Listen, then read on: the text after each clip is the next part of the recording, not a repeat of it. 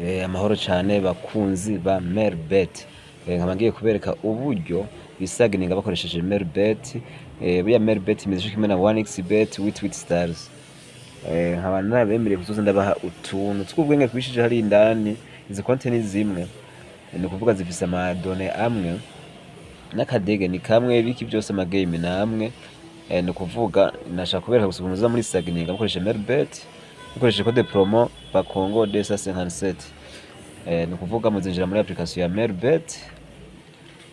Muhejeje kwinjira muri application ya Melbet mufyonde hano handitse inscription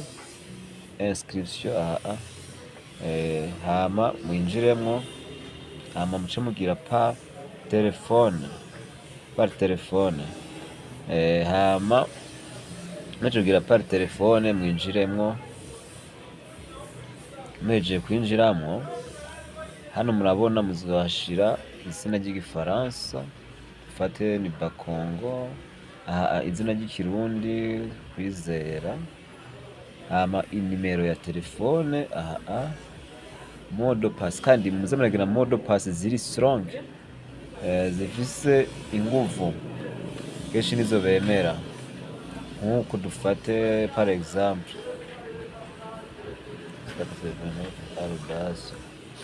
mumanuka hano hakenewe cyane naha muca mushiramo BACONGO257 mugakosha mugaca mufyonda s'inscrire.